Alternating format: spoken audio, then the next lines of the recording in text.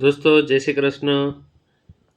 પહેલા લાસ્ટ લેક્ચરમાં આપણે transaction 1 Tally prime practical lecture આપણે ચાલુ કરી દીધા છે.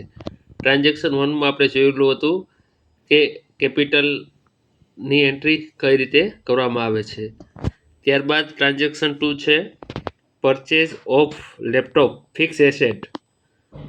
આપણો વ્યવસાય માટે ફિક્સ એસેટ પરચેસ કરવા માટે નવીન કમ્પ્યુટરમાં પાસેથી આપણે 45,000 રૂપિયાનું લેપટોપ પરચેસ કરેલ છે. તો દોસ્તો આની ટેલી પ્રાઇમમાં એન્ટ્રી કઈ રીતે આપણે પાસ કરીશું તો કે in Tally pass entry in general voucher. General વાઉચરની અંદર આપણે ટેલીની અંદર જનરલ વાઉચરમાં આપણે એન્ટ્રી પાસ કરીશું. દોસ્તો લેપટોપ આપણે જનરલ એન્ટ્રી પાસ કરતાં પહેલાં ક્યુ એકાઉન્ટ ડેબિટ થશે અને ક્યુ એકાઉન્ટ ક્રેડિટ થશે તે આપણે ચકાસી લઈએ.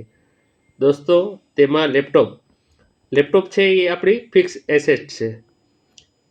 લેપટોપ એકાઉન્ટ ડેબિટ થશે અને નવીન કમ્પ્યુટરનું કમ્પ્યુટર એ આપણું શું છે ક્રેડિટર છે, તો તેનું એકાઉન્ટ ક્રેડિટ થશે. તો દોસ્તો આની એન્ટ્રી આપણે ટેલી પ્રાઇમની અંદર જોવાની છે. તો દોસ્તો જેવી રીતે આપણી જે કંઈ કંપની છે તેમાં તો સૌથી પહેલાં આપણે લેઝર ક્રિએટ કરવા પડશે. ક્યાં બે એકાઉન્ટ કમ્પ્લીટ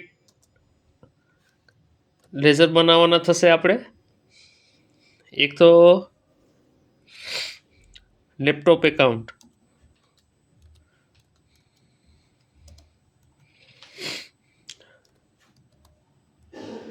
લેપટોપ છે એ કયા ગ્રુપની અંદર આવશે? ફિક્સ એસેટ, કે જેનો ઉપયોગ એકથી વધારે વર્ષ માટે કરવાનો હોય છે. તે લિસ્ટ ઓફ ગ્રુપની અંદર ફિક્સ એસેટ આપણે સિલેક્ટ કરી લીધું છે. દોસ્તો ત્યાર પછી આપણે આ લેઝરને સેવ કરી દઈશું. બીજું એક આપણે આસ્પેક્ટ છે તે નવીન કમ્પ્યુટર એ કોણ છે? આપણો ડેપ્ટર. કોણ છે? શું ડેપ્ટર છે? ડેપ્ટર નથી, આપણો ક્રેડિટર છે. એટલે દોસ્તો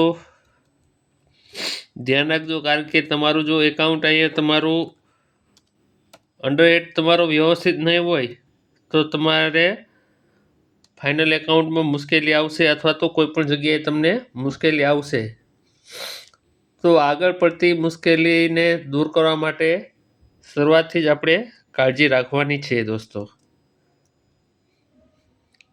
સોરી, મેં નવીન કમ્પ્યુટર એકાઉન્ટ લખવાનું હતું. Sorry, my mistake. Navin computer account. Okay.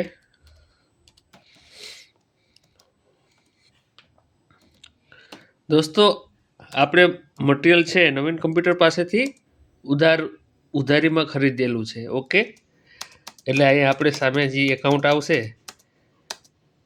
જે રીતે મેં જનરલમાં કીધું એમ એ નવીન કમ્પ્યુટરનું આવશે. તો એની મેં તમને એન્ટ્રી બતાવેલી છે, બરાબર છે. Laptop account two Navin computer account. તો દોસ્તો આની ટેલી પ્રાઇમની અંદર એન્ટ્રી આપણે કરવાની છે. તો દોસ્તો વાઉચરની અંદર પહેલાં વાઉચરમાં વી ઉપર વહી ગયા આપણે. દોસ્તો એ F7 દેખાશે તમને.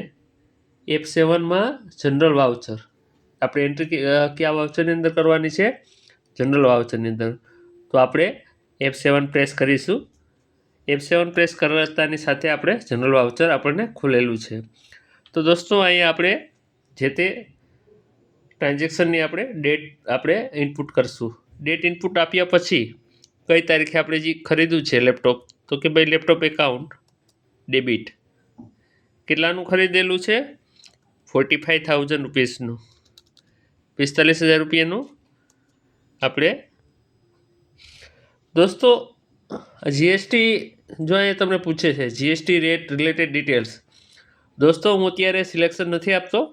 જ્યારે આપણે નેક્સ્ટ ધીમે ધીમે જીએસટી ચાલુ કરશી ત્યારે હું તમને વિશેષ માહિતી આપીશ.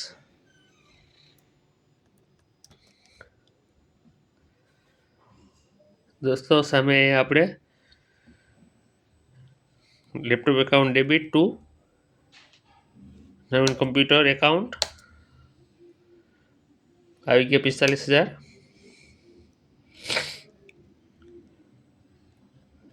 અહીં આપણે ન્યૂ રેફરન્સ એક્સેપ્ટ કરશું. ડ્યુ ડેટ ક્રેડિટ ડેસ તમારે નાખવી હોય તો અહીંયા નાખી દેવાની કે ભાઈ તમારી કન્ડિશન શું છે, જેથી કરીને તમને યાદ આવે કે તમારે એને ક્યારે પેમેન્ટ કરવાનું છે. તો કે ભાઈ 15 દિવસની કન્ડિશન એને આપણને આપેલી હોય તો આપણે અહીંયા 15 ડેઝ આપણે અહીંયા લખી નાખવાનું, જેથી કરીને આપણે જે તે સમયે આપણને રિમાઇન્ડર આવે કે કેટલી તારીખે આપણે એનું પેમેન્ટ કરવાનું છે. દોસ્તો અહીંયા નેરેશનમાં લખી નાખશી લેપટોપ પરચેઝ ફોર ઓફિસ.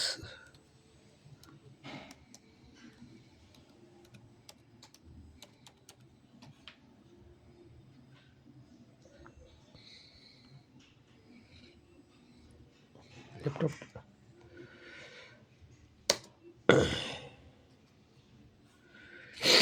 દોસ્તો આજના લેક્ચરમાં આટલું જ.